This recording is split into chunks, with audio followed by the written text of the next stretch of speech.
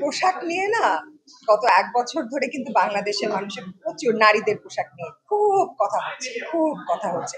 এমন অবস্থা দাঁড়িয়ে গিয়েছে যে এখন কেউ স্লিভলেস মানে হাতা কাটা কাপড়ও যদি পরে থাকে তাকে নিয়েও কথা বলা হচ্ছে।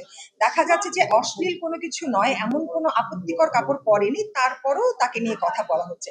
তো আমার কাছে মনে হয় যে সবাই হয়তোবা চাচ্ছে যে আমরা বোরখা পরা শুরু করি, সব নারীরাই বোরখা পরতে হবে, হয়তোবা বাধ্য করা হবে আমাদেরকে। যে পরিমাণে কথা বলা হচ্ছে আমার কাছে এটার একটা মানে কি বলবো একটা নেগেটিভ আচরণীয় মনে হচ্ছে। কারণ এত কথা বলা, এত কিছু, সবার সেক্টর তো এক থাকে না।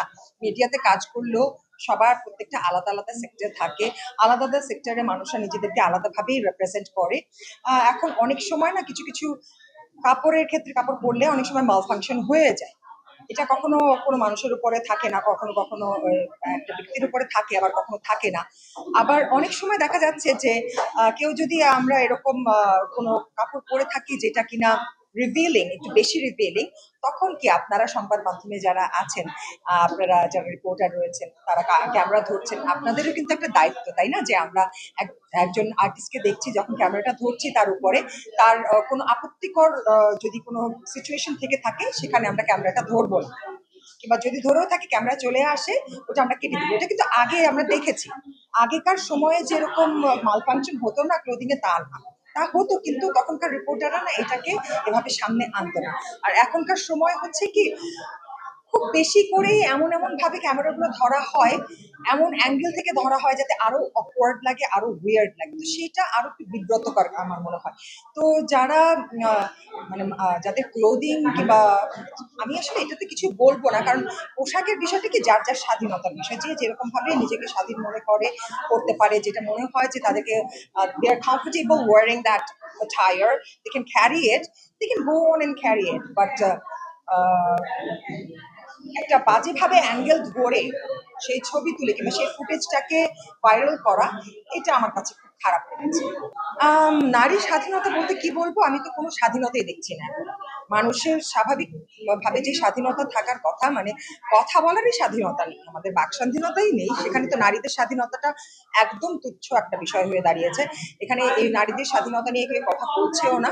আর যেখানে বাক স্বাধীনতা নেই এবং জীবনে নিজের মতো করে নিজের মতামত অনুযায়ী বাঁচার মতো স্বাধীনতাটা নেই, সেখানে নারী স্বাধীনতাটা অনেকটা জেপোটাইজেশন হয়ে গেছে।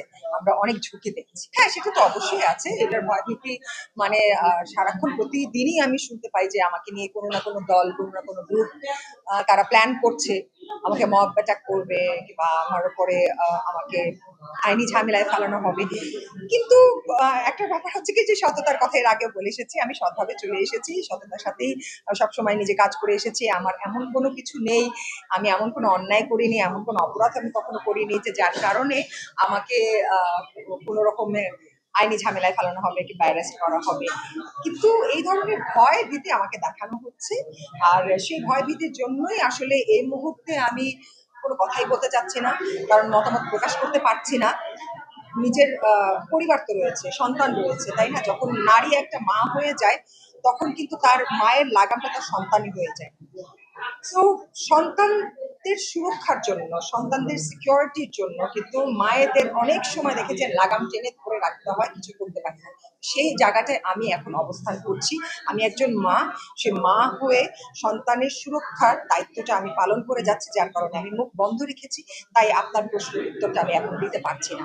আশা করব এমন একটা দিন আসবে, সেই দিনটা সুদিন হবে আমাদের জন্য, যেই দিনে আপনাদের এই সব প্রশ্নের উত্তরগুলো আমি একেবারে অকপটে দিতে পারবো। ওয়ালটন এখন দেশের সীমানা পেরিয়ে পৌঁছে গিয়েছে 50টিরও বেশি দেশে। ওয়ালটন, ঘরে ঘরে বিশ্বজুড়ে।